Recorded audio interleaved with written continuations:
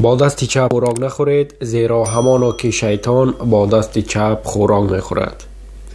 حدیث زیرین را دیروز در شبکه‌های اجتماعی نشر کردیم در گروه خود و یک چند سوال‌های از جانب برادران و خواهران پیشنهاد شد و امروز دوستان عزیز با خواست خداوند فرصت برایمان کوشش میکنیم به سوال‌های شما پاسخ داده باشیم. پیامبر گرامی رسول خدا محمد صلی الله علیه و سلم در حدیث ها آمده که فرمودند دست راست باید که مسلمان خوراک بخورد و همانا که شیطان با دست چپ خوراک میخورد. هنگامی که ما با دست چپ خوراک میخوریم یعنی که ما به شیطان قوه میدهیم، او قوت میگیرد و فکرهای شیطانی، فکرهای بیزیب در سری ما بسیار میشوند و وصفات شیطان بر بالای ما بسیار میشود. و پیامبر خدا صلی الله علیه و سلم گفتند که باید که مسلمان با دست راست خوراک بخورد. و یک برادر سوال کرد که آدم هایی که چپ دست هستند آنها باید چیکار کنند؟ یعنی که او با دست چپ می نویسد، می خورد، یعنی که بجای دست راست دست چپ را استفاده می برد. در این حالت دوستان خوب من باید که کوشش کنید، البته در یک روز نمی شود این کار، من نمی گویم که باید که خود حاضر، لیکن با مرور وقت باید که کوشش بخرج دهید که شما از دست چپ به دست راست بازگردید، زیرا که دست راست شما هست، دستتان را خداوند داده بر شما و باید که شما به دست راست گذارید. و تنها در همان حالتی که اگر دست راست شما معیوب است، دست راست شما شکستگی است یا اینکه با بعضی سبب ها نیست، این حالت خوردن با دست چپ الکی ضرورت می شود، یعنی که دست راست شما نیست. بعد شما می توانید که با دست چپ خوراک استعمال کنید. این دوستان خوب من آداب است، اتیکت خوردن طعام در جهان مسلمانی. باز یکی از برادران ما سوال کرد که آیا شیطان خوراک میخورد؟ آیا کی دیده است که شیطان خوراک خورده است؟ خوراک خوردنی شیطان را کی دیده است؟ یعنی که او این سوالش به فکرم به همان خاطر است که ما گفتیم که در حدیث وقتی که نشد آنجا گفته شده است که زیرا که شیطان با دست چپ خوراک میخورد. برادر عزیز، این سخن ما نیست، این سخن یگان عالم نیست، این سخن رسول خدا صلی الله علیه و سلم است. و مادامی که ما به یگانگی خداوند و پیامبری حضرت محمد صلی الله علیه و سلم ایمان آوردیم، باید که این چیز را قبول کنیم و سخنان پیامبر خدا صلی الله علیه و سلم نباید که باعث شک ما و موردی بحث بین ما قرار بگیرند.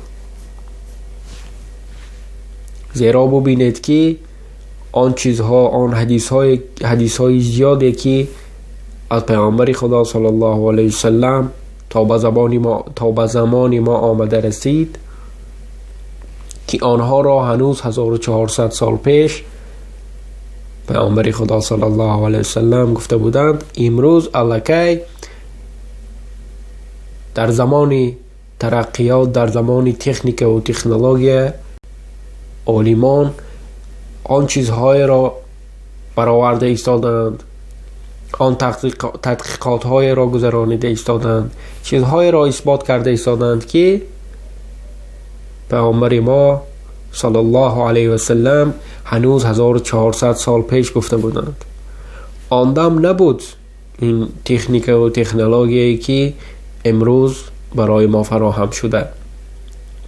لیکن پیامبر خدا صلی الله علیه وسلم با خواست خداوند متعال این را برای ما و شما خبر داده بودند.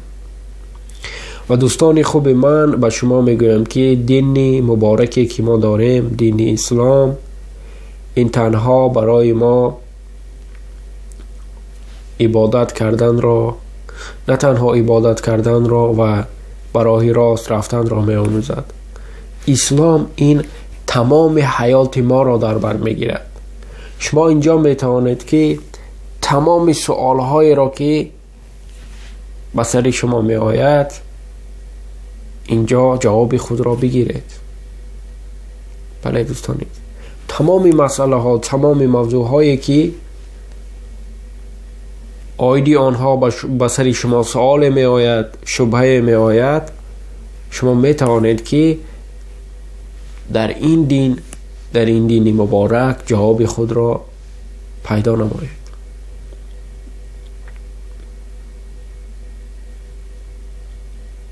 برای همین باز حدیث های دیگری هست، آیدی چه مقدار استعمال کردن خوراک، و یکی از آنها میگوید که باید که مسلمان خوراک همان طور خوراک بخورد که یعنی که با پرگی اشکمی پر نخورد.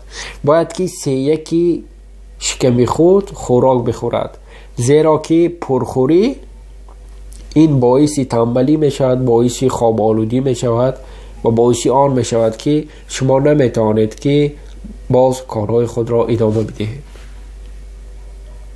یعنی که باید که یکی شکم خود خوراک استعمال نمایید. باز حدیث ها هست آیدی آنه که پیامبر خدا صلی الله علیه وسلم آب را هنگامی که می نوشیدند سه تقسیم می کردند. یعنی که کمتر می نوشیدند، ظرف را از لبان خود دور می ساختند، نفس می گرفتند، باز کمتری دیگر می نوشیدند و همین طور با سه قسم جدا می کردند آب را. و هنگامی که از پیامبر خدا صلی الله علیه وسلم آیدی به 3 قسم تقسیم کردنی آب پرسان شدند، آن حضرت صلی الله علیه وسلم گفتند که در این خیلا چیزهای خوب پنهان شده. یعنی که این چیز میتواند که برای شما باعث شفا یافتن شما از دردهای گوناگون شود.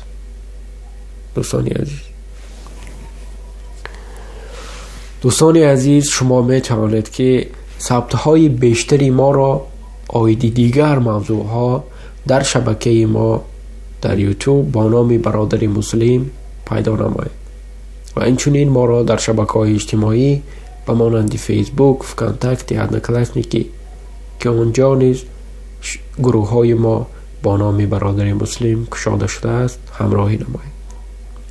خداوند نگهبانی هر یکی شما. السلام علیکم و رحمت الله و برکاته.